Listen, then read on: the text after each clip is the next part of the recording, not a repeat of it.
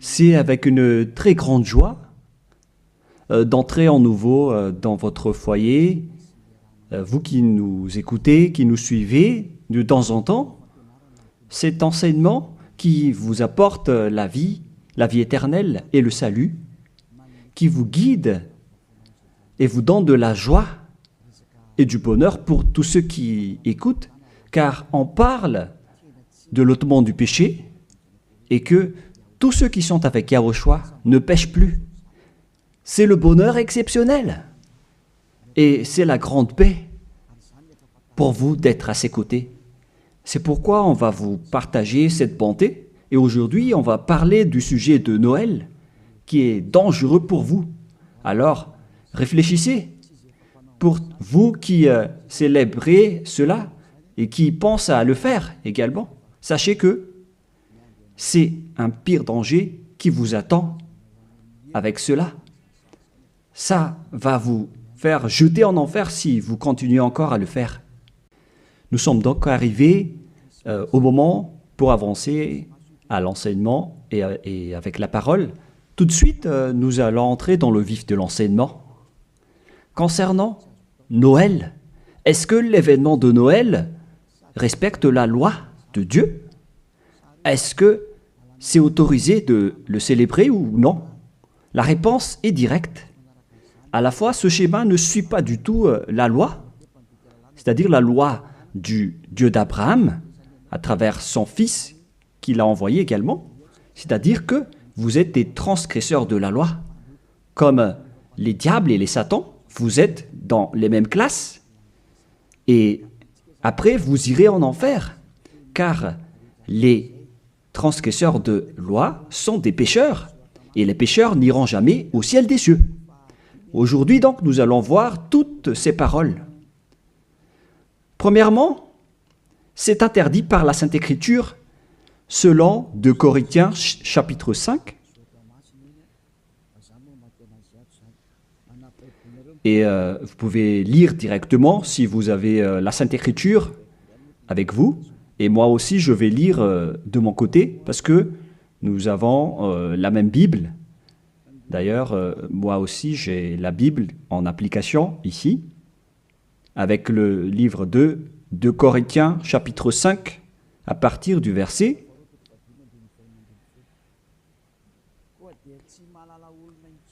au verset 16. 2 Corinthiens chapitre 5, verset 16. Aussi, désormais, nous ne connaissons plus personne selon la chair. Et si nous avons connu Yahushua selon la chair, à présent, nous ne le connaissons plus de cette manière. On ne doit plus alors le connaître ainsi. C'est interdit de le connaître selon sa chair. Je parle bien de sa chair, car lorsqu'il est né, il est né en tant que chair. Un enfant est né pour nous. Vous connaissez bien ce schéma.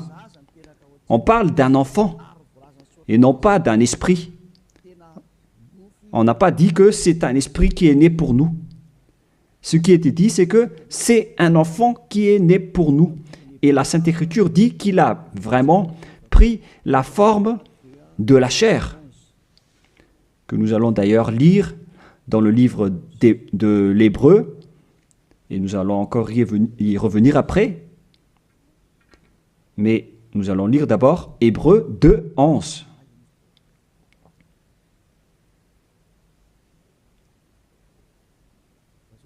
Ah, oui, il est passé déjà. Attendez un peu. On dirait que ce n'est pas le bon verset, ce qui est écrit ici. Non, c'est Hébreu 2, 14 et non pas 11. Voilà, verset 14 et non pas 11. Puis, donc, les enfants ont eu un partage le sang et la chair. Lui aussi y a participé également afin de briser par sa mort la puissance de celui qui a l'empire de la mort, c'est-à-dire le diable. Donc, le Fils du Très-Haut a également pris le sang et la chair comme un enfant. Sa naissance est donc une naissance de chair. Il est né dans la chair. Il a pris la forme de la chair. Et cette chair qu'elle a pris à l'époque, c'est de la chair du péché. Car normalement, un être du ciel des cieux ne descend pas tout simplement ici sans raison. Même les anges peuvent être visibles ou invisibles en fonction de leur mission. Mais le Fils du Très-Haut, qui ne devait pas venir ici, il a sa forme spéciale venant du ciel des cieux, mais puisqu'il devait venir ici, donc il a dû prendre la chair humaine qu'il a vêtue en tant que chair de péché. C'est-à-dire que la chair de Yahushua, c'était de la chair de péché, où il y a plein de péchés. Il n'est pas un péché, mais c'est la chair qu'il a vêtue qui est la chair de péché.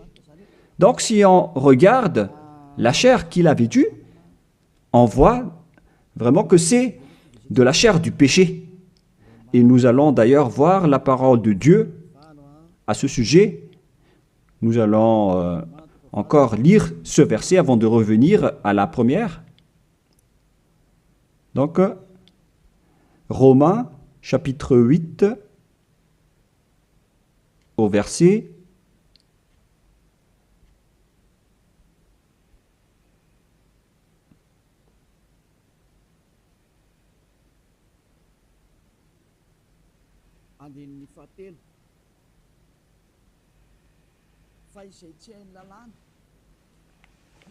3.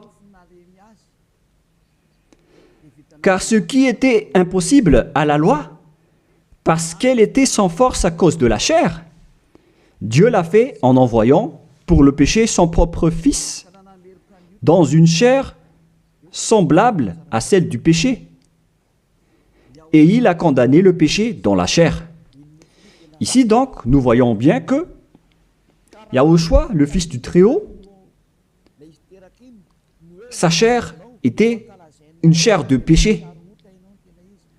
Et lors de sa naissance, si vous allez le célébrer, si vous allez célébrer son anniversaire, vous allez célébrer le péché et vous allez glorifier le péché, car il s'agit d'une chair de péché qu'il n'accepte pas du tout.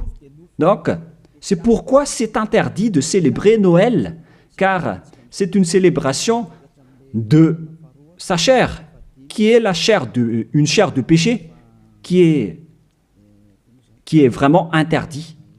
Et maintenant, nous allons revenir avec le livre du 2 Corinthiens, chapitre 5, verset 16. Voilà. Ainsi, aussi, désormais, nous ne connaissons plus personne selon la chair.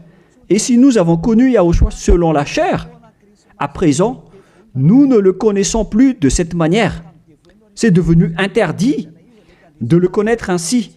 C'est-à-dire que Noël est supprimé.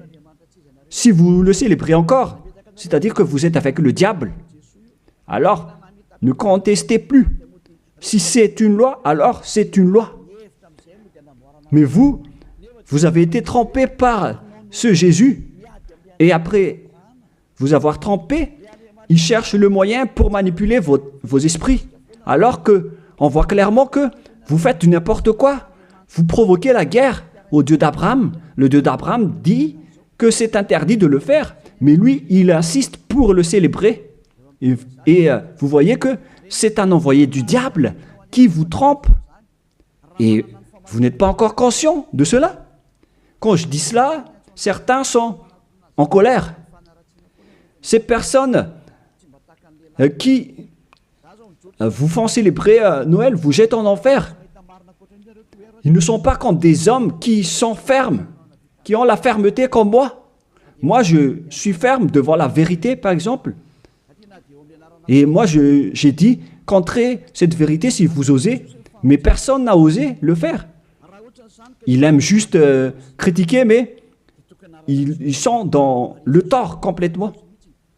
Et le salut vient des Juifs Donc si c'est un Dieu juif, alors il doit porter un nom juif. Et Yahushua a vraiment un nom juif selon Jean 82 qui dit que le salut vient des juifs. Nous allons lire ce passage entre parenthèses avec Jean 4, verset 22. Vous adorez ce que vous ne connaissez pas? Nous adorons ce que nous connaissons, car le salut vient des Juifs. Donc, ce Sauveur est juif. Et en tant que juif, on doit lui donner un nom juif. Et nous voyons ceci dans le livre des apôtres, car il a prononcé son nom, un nom hébreu, en discutant avec l'apôtre Paul. Mais après, les gens ont changé son nom en nom grec avec Jésus, que nous allons voir après que c'est un nom grec. Donc, tout d'abord, Acte chapitre 26, versets 14 et 15. Nous tombâmes tous par terre, et j'entendis une voix qui me disait, en langue hébreu ou hébraïque, on parle ici de langue hébreu. Saul, Saul, pourquoi me persécutes-tu? Il discutait donc en hébreu. Il te serait dur de regimber contre l'aiguillon. Qui êtes-vous, Seigneur? M'écriai-je. Et le Seigneur dit, je suis Yahushua que tu persécutes. Ici donc, la discussion entre le Fils de Dieu et l'apôtre Paul se faisait en langue hébreu. Et donc, lorsqu'ils vont prononcer le nom, est-ce qu'il est possible qu'ils vont prononcer le nom en malgache? Je vous pose la question. Parce que Jésus ou Jesus, c'est une langue française ou malgache. Parce que le nom d'origine devait être le nom hébreu, comme les anges ont annoncé à Maria. C'est un nom hébreu. Et en tant que nom hébreu, on ne doit pas changer ce nom. Nous allons d'abord parler de ça en petite parenthèse, en vous disant que vous avez déjà été frappé depuis le nom. Vous avez eu des faux noms. Et au final, vous célébrez aussi Noël, alors que c'est vraiment tabou, c'est vraiment interdit. C'est inacceptable devant le Père Yahva. La preuve, lorsque vous célébrez Noël, les bars sont pleins.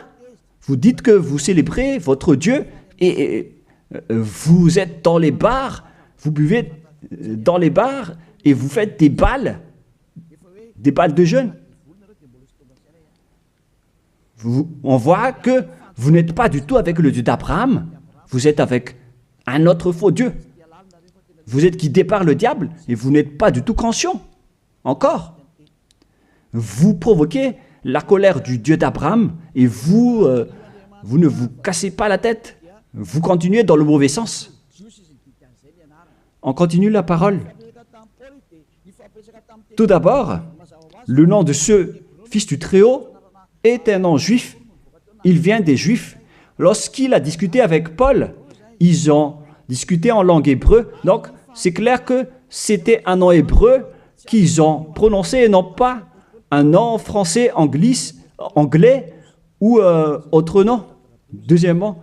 Et troisièmement, on ne doit pas changer ce nom selon Actes des Apôtres 4.12. Il ne faut pas changer ce nom. Et vous étiez déjà frappés depuis cette époque. Mais ceux qui font la grosse tête et qui ne se soucient pas, alors tant pis pour eux. Acte 4.12. Et le salut n'est en aucun autre, car il n'y a pas sous le ciel un autre nom qui est donné aux hommes par lequel nous devions être sauvés. C'est à travers ce nom, donc, ce seul nom, qu'on obtient le salut.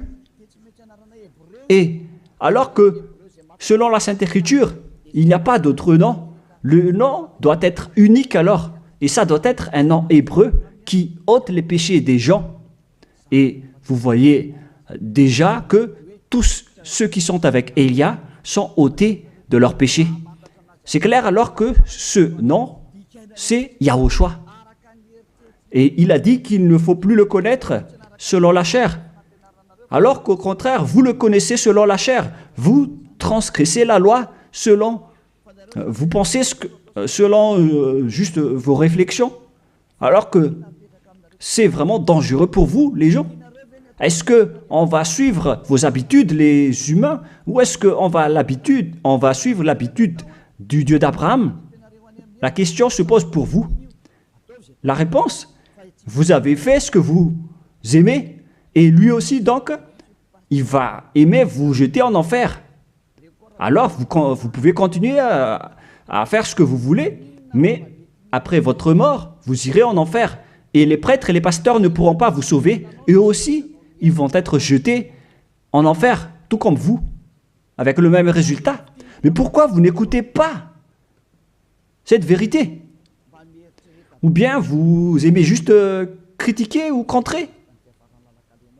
Réfléchissez tous. Vous n'êtes que des humains mortels, alors ne soyez pas fiers de vous. Ne dites pas que vous êtes puissant. En un clin d'œil, vous pouvez redevenir poussière. Et vous allez être jugé par le propriétaire de cette parole, qui est le Dieu d'Abraham. Et c'est ce Noël lui-même qui va vous condamner. Nous allons lire maintenant que ce Jésus, c'est un nom grec. Nous allons lire directement sur Wikipédia. Vous pouvez afficher directement. Nous voyons donc ici que Jésus, en grec, Jésus, voilà. Et ce terme Jésus vient donc d'un terme grec venant du terme Jésus. Et je vais vous enseigner l'origine du terme Jésus, parce qu'il y en a qui traduisent bêtement en disant que c'est Yahushua, Yeshua, qui ne sont que tous des faux noms. Mais selon le nom hébreu, son nom c'est Yahushua. Et vous ne devez jamais, en aucun cas, le changer en Jésus. On ne doit pas exploiter un nom propre comme cela pour dire qu'on va le changer comme ceci, comme cela. C'est le diable qui fait cela. On ne change pas un nom propre. Et je vais entrer en détail sur ce sujet, sur l'origine du nom Jésus, car ici on dit que c'est un nom grec. Où est donc l'origine de ce terme Jésus? Nous allons donc expliquer à travers cet enseignement. Vous pouvez afficher directement. Donc, le nom du Dieu grec, c'est Zeus. Zeus. Et lorsqu'il invoque le nom de Zeus, il l'appelle Sus. Ce Zeus, donc, se lit Sus, en vérité. Et ce Sus, lorsqu'on lui donne du respect à leur Dieu, il rajoute un Yé devant, comme avec les Allemands qui rajoutent un L, comme L Hitler. Le L, c'est un signe de respect. Et ici, donc, pour les Grecs, pour respecter leur Dieu, ils rajoutent un Yé devant le nom, et après, ils écrivent le Jésus, Jésus, que nous avons vu tout à l'heure. Et c'est ce terme Jésus que les catholiques romains ont traduit en Jésus. Jésus. Jésus. Donc c'est devenu un petit Z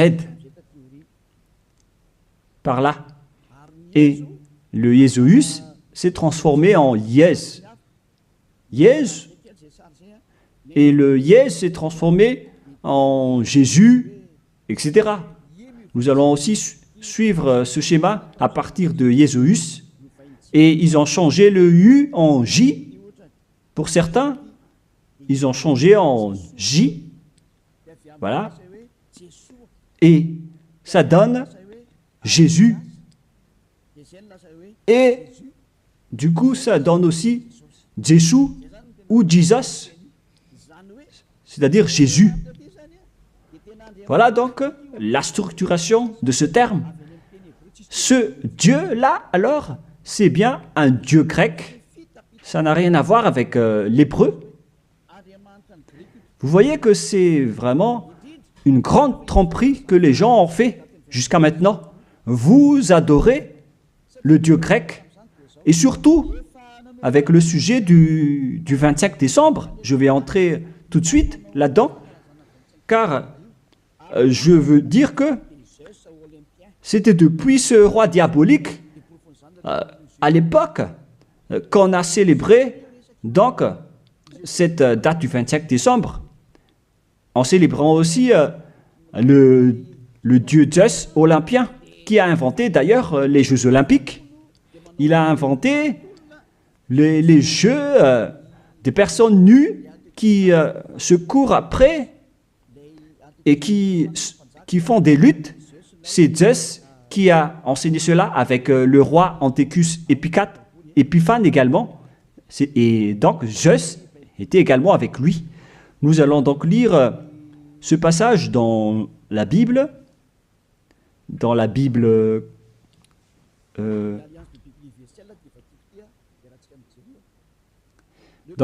l'Alliance biblique universelle que je vais lire.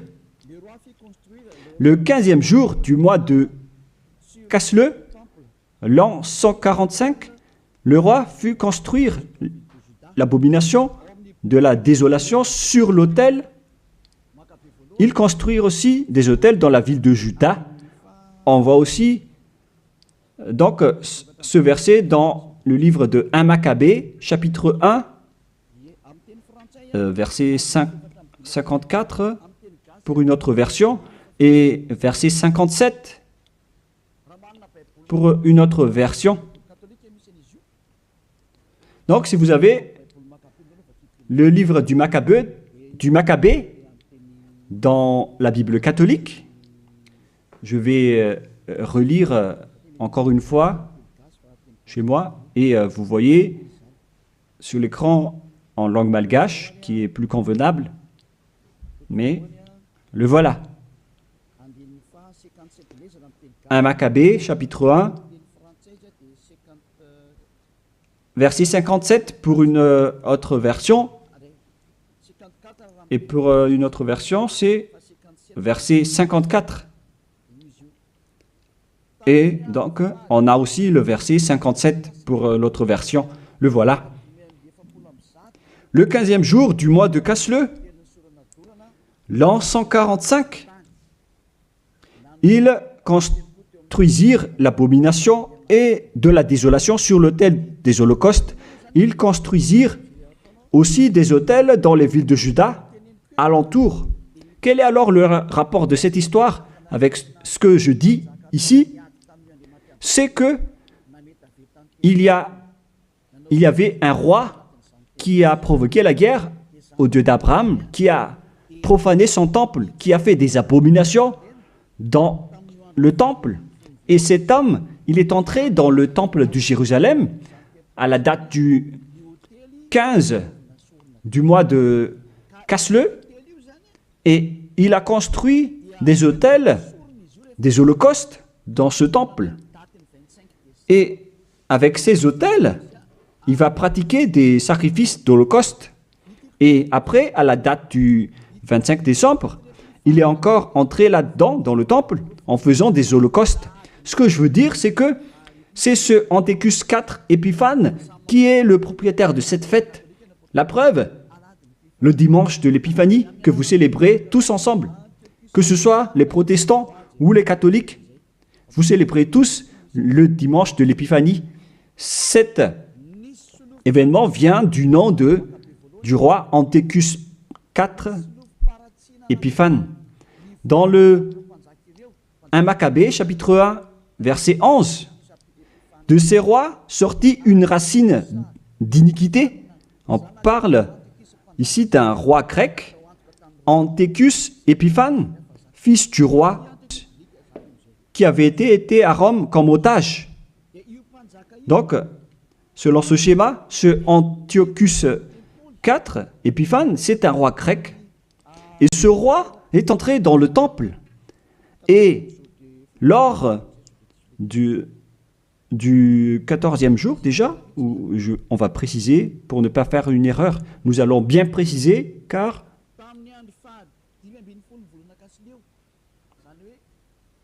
le 15e jour du mois de Casle, c'est-à-dire au 15e jour du mois de Casle, l'an 145, ils construisirent l'abomination de la désolation sur l'autel des holocaustes. C'est Antiochus IV Épiphane donc, qui a fait cela. Antiochus IV veut dire qu'il est au 4e rang, des rois plutôt. Mais on lui distingue avec le nom d'Épiphane, avec le dimanche de l'Épiphanie que vous célébrez. C'est-à-dire que cette fête appartient à Antiochus IV Épiphane. Voilà ce que ça veut dire. Et nous allons lire un peu après.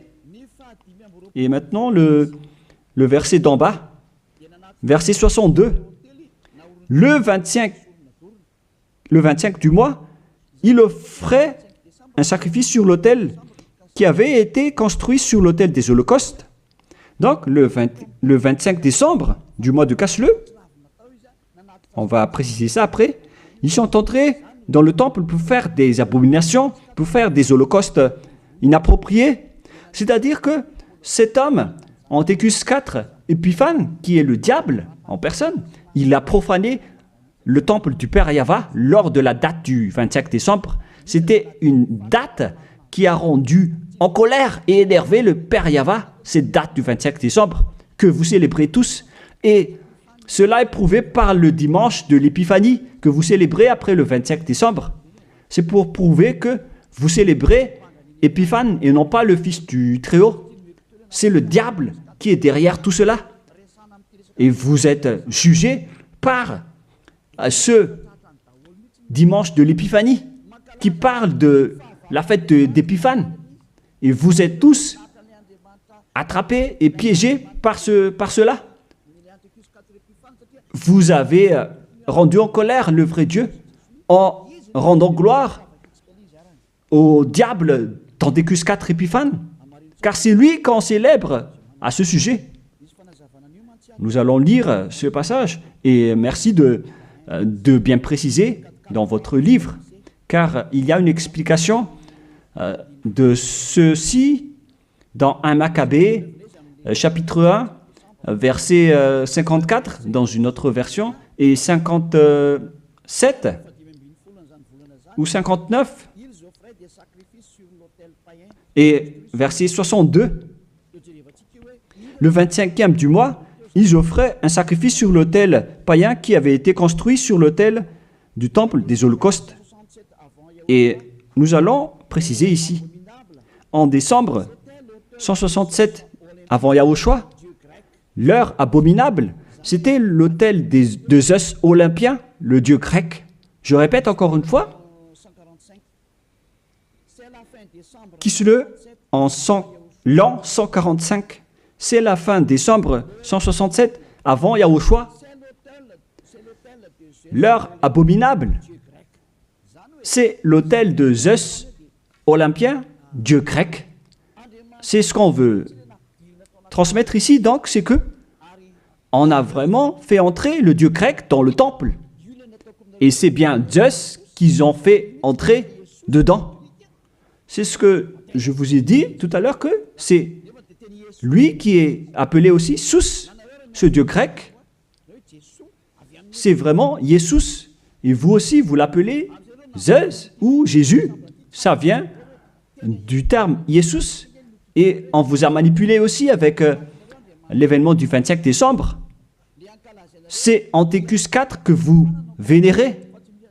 Donc, votre Dieu, c'est le Dieu d'Antiochus IV Épiphane, et non pas le Dieu, le Fils du Très-Haut. Vous avez été manipulé et trompé par Jésus. On le voit tous ensemble ici. En même temps, vous avez transgressé la Sainte Écriture et la loi. Et vous avez aussi donc adoré le Dieu de Antiochus IV Épiphane. On parle ici de la Bible de l'Alliance universelle qui l'explique bien en détail. Et ce sont les théologiens internationaux qui ont écrit cette Bible. Tous les religieux le connaissent, y compris le pape catholique romain. Tous les chefs religieux connaissent aussi ce livre, car c'est un livre international que personne ne peut contester. Et c'est ça ce qui était écrit là-dedans. Ce n'est pas aujourd'hui qu'on le voit, mais ça, c'était depuis bien longtemps que ça a été écrit là-dedans. Ce qui veut dire, alors qu'ils ont fait de l'abomination, de la profanation dans le temple de Jérusalem lors de la date du 25 décembre.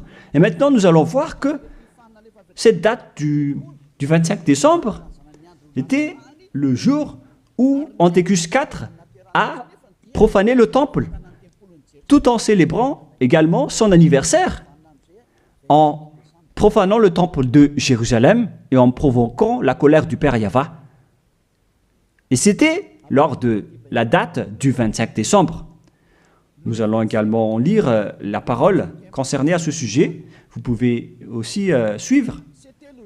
Le 25e jour du mois, c'était le jour de chaque mois où l'on fêtait la naissance du roi. Je répète encore une fois, le 25e jour du mois, que j'ai déjà dit tout à l'heure, dans le verset 59 ou 62, c'était le jour où chaque mois on fêtait la naissance du roi.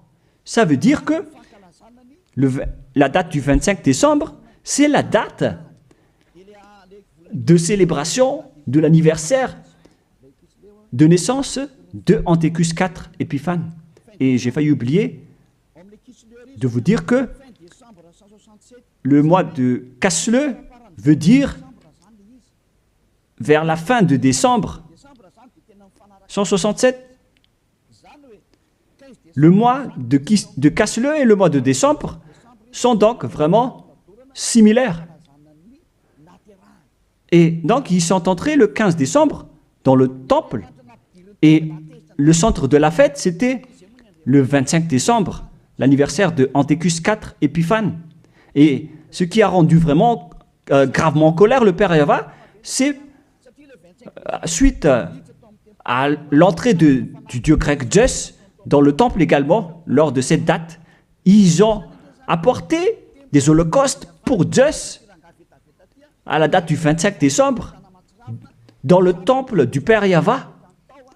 Ils ont osé faire entrer des holocaustes abominables pour Zeus dans le temple du Père Yahva lors de la date du 25 décembre. Et cette date, c'était la date de la célébration de l'anniversaire de ce roi, et non pas celui du fils du Très-Haut. Vous avez tous été trempés. C'était l'anniversaire de naissance de Antiochus IV Épiphane. La preuve, vous célébrez le dimanche de l'Épiphanie, 2 semaines à peu près, la date du 25 décembre. Moi, je ne connais pas ça parce que je ne le célèbre pas, mais ça existe vraiment. Expliquez-moi alors, qu'est-ce que ça veut dire le dimanche de l'Épiphanie? Parce qu'il n'y a qu'un seul nom dans la Sainte Écriture, et c'est le nom de Antiochus IV Épiphane. C'est clair alors que si vous célébrez le dimanche de l'Épiphanie, c'est que vous avez célébré l'anniversaire d'Antiochus IV Épiphane, qui a Zeus comme Dieu, que vous avez changé en Jésus après. Donc, vous avez célébré l'anniversaire de Antiochus IV Épiphane, d'abord, et non pas celui du Fils du Très-Haut, et à la fin, vous clôturez la fête avec le dimanche de l'Épiphanie. Vous célébrez tous cette date. Et maintenant, vous n'allez pas être encore conscient, et vous allez encore duper les gens, vous les religieux. Vous avez vu la grosse erreur de ces religieux. Et pourquoi vous n'êtes pas encore conscient? de ce système religieux qui n'est plus correct. C'est carrément déjà détruit. C'est le diable qui vous manipule. Ils ont changé jusqu'au vrai nom de ce Dieu. Tout ça vous dit que vous n'êtes pas du tout avec le Dieu d'Abraham. Ça n'existe pas. Enlevez ça de votre tête. Si vous étiez déjà avec le Dieu d'Abraham, vous auriez déjà dû être ôté de vos péchés, comme ceux qui sont avec Élia. Mais c'est pourquoi les gens détestent Élia, car Élia attire les gens pour être ôtés de leurs péchés. Et les autres sont en colère, car leur liberté sont empêchées. Et c'est pourquoi ils disent de ne pas toucher à leur religion. Mais de quelle religion vous parlez? Qu'est-ce que vous devez suivre? Celui qui ôte les péchés ou celui qui n'ôte pas les péchés? Faites votre choix, mais la Sainte Écriture dit que il faut croire à celui qui ôte les péchés, c'est-à-dire Yahushua. On parle de celui qui ôte les péchés. À vous de réfléchir. Mais après, on vous demande de célébrer le dimanche de l'Épiphanie. Mais c'est quel événement? Et je répète encore que c'est la suite de l'événement de l'anniversaire d'Antiochus IV Épiphane.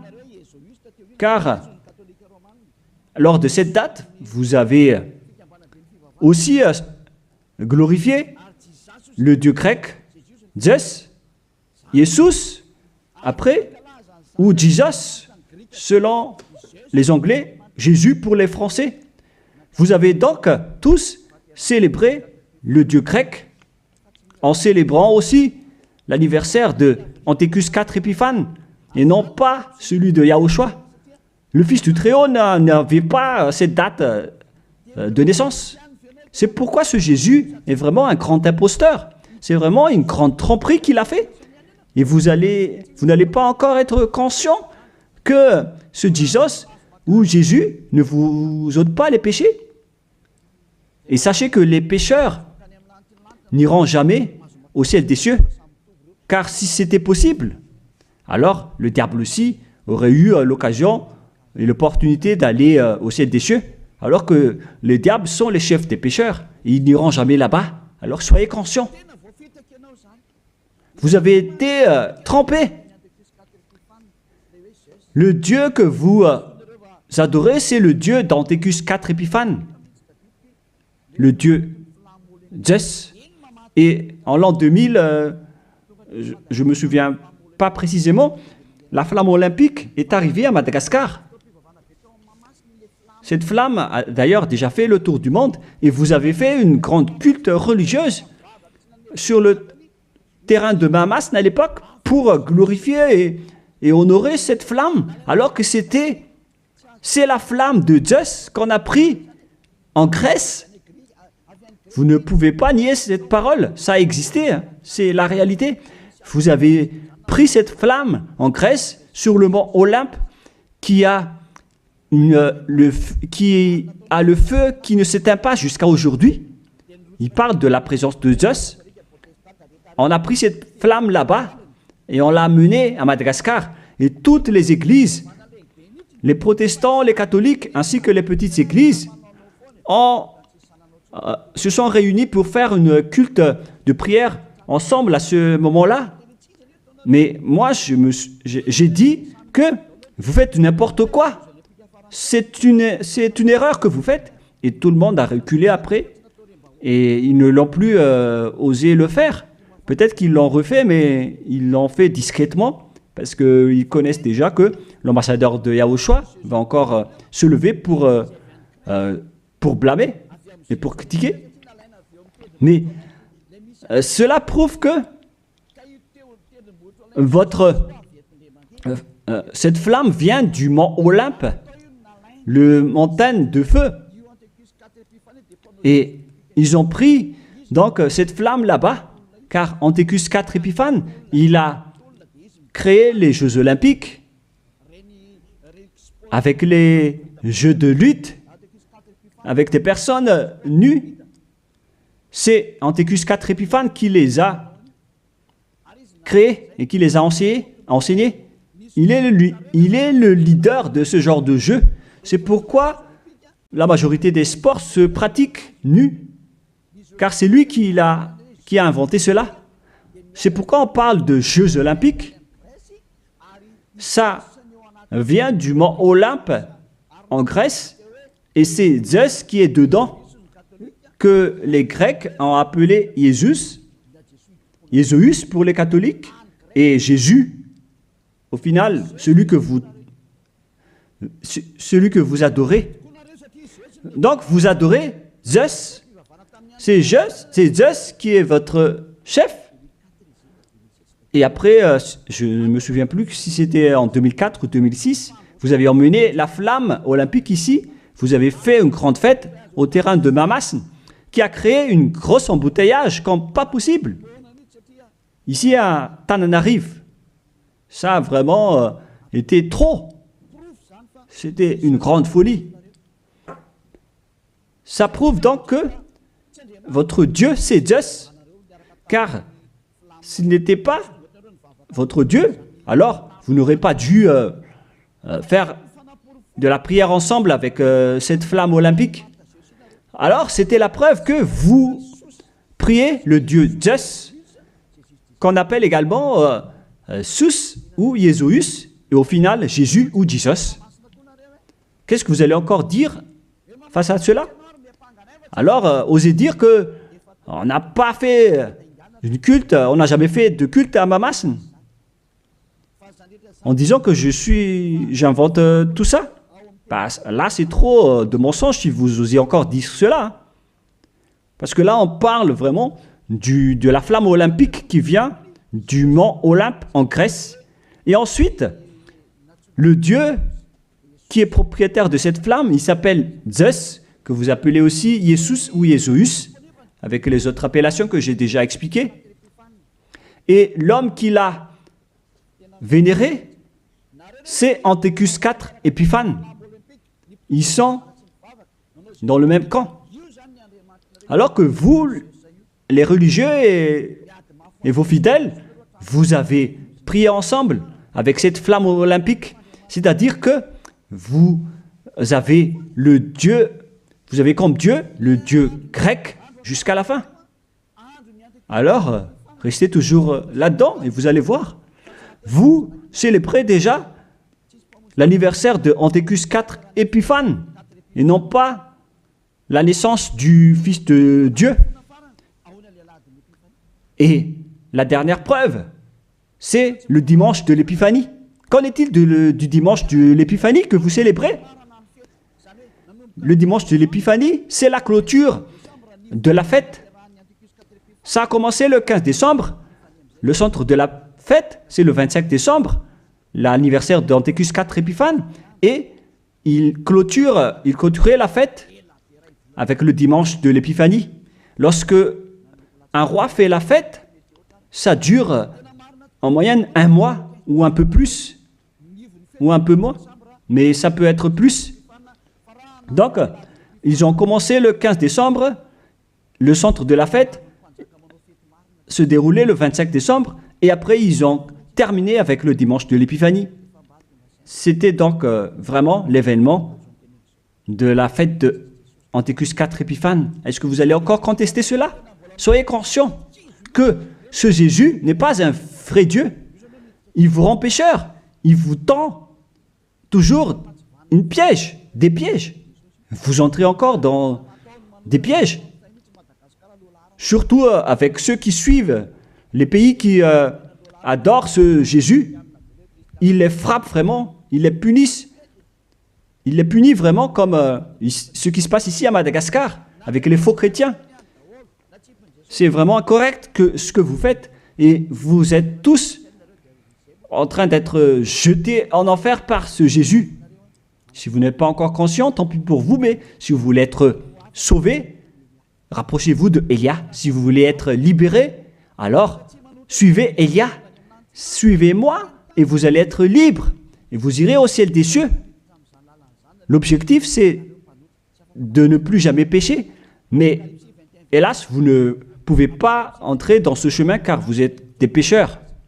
Selon Apocalypse 21-27, et les impurs et les souillés n'y entreront jamais. dans Apocalypse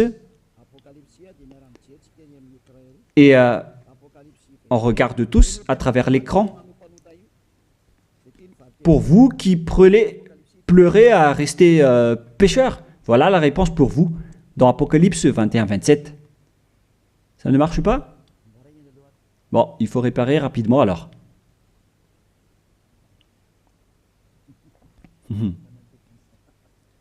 On a vu la main du technicien, c'est pas grave parce qu'il travaille.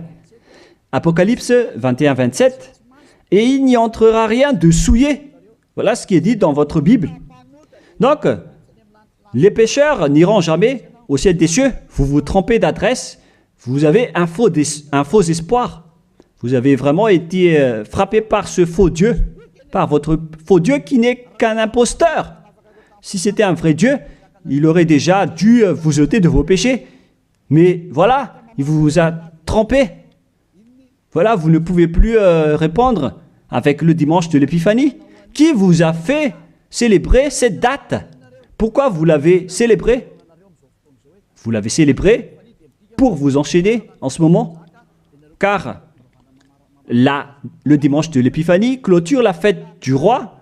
Et donc, vous avez célébré la fête du roi. On vous attrape par ceci.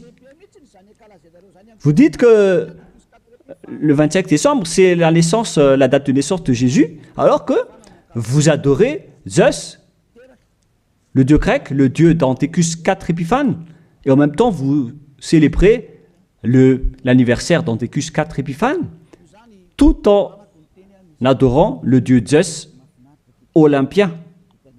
Je vais terminer ma parole, et les techniciens ont fini la réparation. Vous pouvez afficher maintenant. Apocalypse 21-27. Et il n'y entrera rien de souillé, aucun artisan d'abomination et de mensonge, mais ceux-là seulement qui sont inscrits dans le livre de la vie de l'agneau, c'est-à-dire les personnes qui ne sont pas des menteurs, des personnes parfaites qui ne font plus aucun mal, qui ne pêchent point. Ce sont eux qui iront au ciel des cieux. Mais vous, qui êtes abominables, qui ne se soucient pas de cette parole, vous pouvez continuer ce que vous faites, mais ne soyez pas morts. Si vous avez la grosse tête, ne soyez pas morts. Mais ce qui est ridicule, c'est que lorsque vous êtes malade, vous êtes obligé de chercher un médecin. Mais où est passée votre puissance ou votre force? Si vous cherchez un médecin lorsque vous êtes malade, c'est-à-dire que vous êtes faible. Alors ne faites plus ça. Pourquoi chercher encore à mettre des obstacles à ce royaume de Yahushua qui vous prêche la liberté et l'affranchissement? Mais vous êtes inconscient de provoquer la guerre au Créateur. Si vous êtes conscient, alors rapprochez-vous et inscrivez-vous dans le baptême qui aura lieu le 8 mars prochain pour le dernier baptême, et ça va être terminé après. Vous pouvez encore faire des baptêmes avec les religieux qui sont pécheurs, mais lorsque les pécheurs baptisent d'autres pécheurs, le résultat c'est encore un pire pécheur. Un pire pécheur. Alors, soyez conscients. Nous allons donc lire pour terminer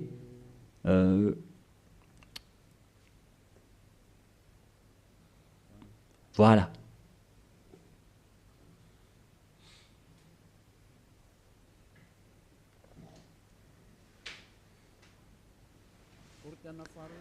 De Corinthiens,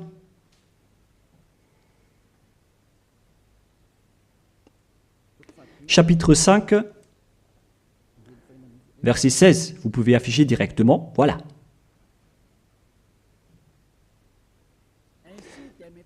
Ainsi, dès maintenant, aussi désormais, ça fait depuis cette époque qu'on a précisé que ce désormais, mais ça continue jusqu'à aujourd'hui, nous ne connaissons plus personne selon la chair. Et si nous avons connu Yahushua selon la chair, Parce qu'il était né en tant que personne charnelle. Maintenant, nous ne le connaissons plus de cette manière à présent.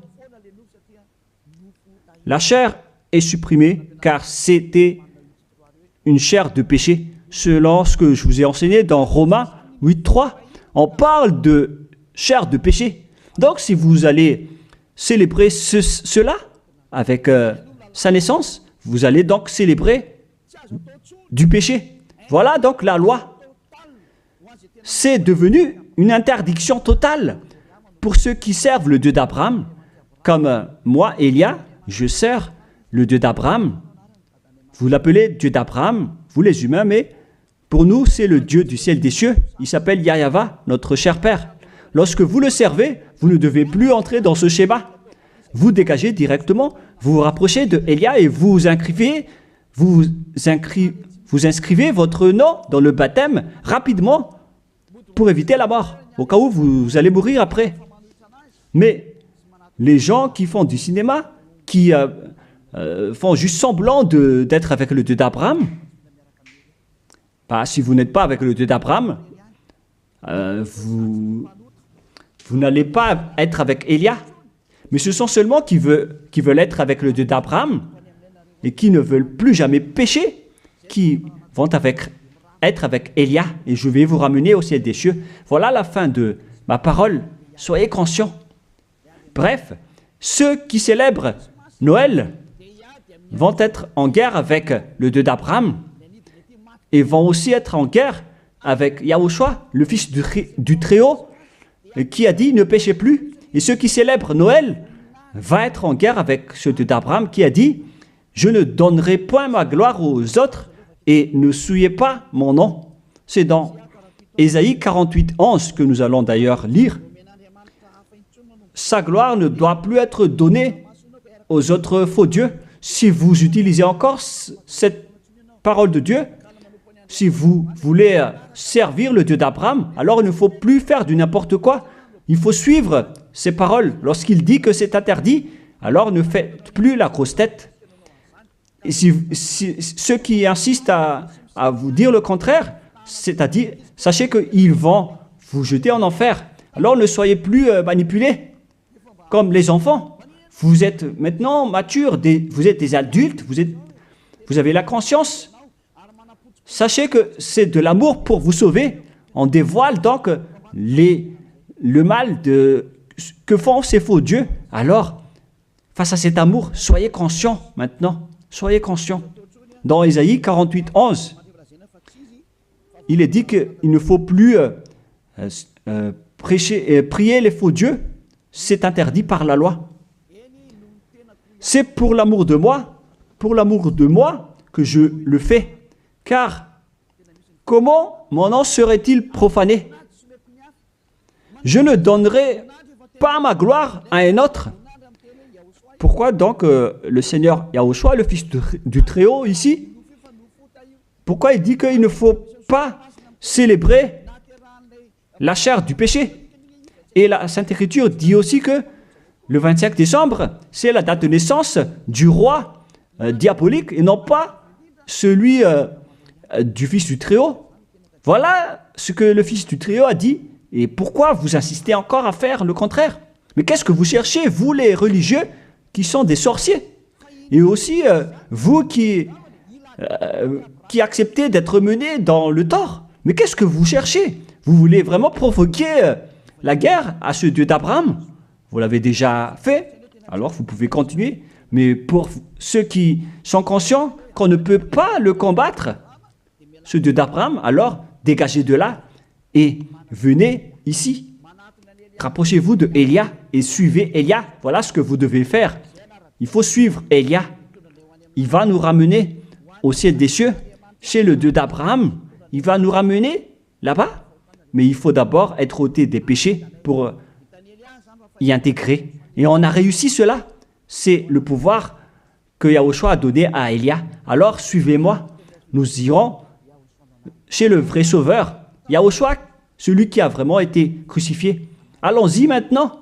Prenez une décision et ne tuez plus votre esprit, votre esprit est très triste car après votre mort, vous allez redevenir poussière. Mais votre esprit va être en souffrance. Vous voyez, lorsque vous faites du mal, vous réfléchissez après, vous stressez en appelant Dieu, en disant « Mais qu'est-ce que j'ai fait, mon Dieu ?» Mais puisque vous avez déjà commis le mal, le diable va aussi venir vous blâmer. Et après, vous vous déprimez, vous êtes au bord du suicide et vous faites encore plus de mal.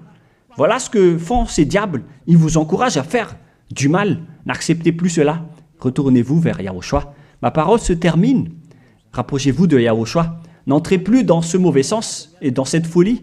Tant pis pour ceux qui veulent combattre le Dieu d'Abraham. Laissez-les écouter les propos des diables. Mais vous qui êtes conscients que ces faux dieux vous rendent pécheurs, ainsi que les religieux qui vous disent vous pouvez commettre des péchés, il faut juste demander pardon après. Tout ça transgresse toutes les lois du vrai Dieu. Si vous ont déjà tué, alors dégagez de là et suivez Élia. Je peux vous prendre avec la main pleine de joie si vous cherchez vraiment le vrai Dieu, il est vraiment merveilleux. Ma parole se termine, que Yahushua vous bénisse et à la prochaine, prions ensemble. Merci infiniment, Père Yahva. C'est vraiment de l'amour, cette parole venant de toi. Tu fais connaître aux gens la vérité. Tu as dévoilé clairement la grande tromperie pour ce monde, car le monde aussi te provoque énormément. Alors, c'est juste que tu envoies les châtiments. Avance la récolte, Père, et avance ta parole et ton châtiment sur cette terre, car le moment est venu. On a déjà annoncé les avertissements, mais personne ne se soucie. Ta décision est méritée, Père Yahva. Il mérite d'être châtié.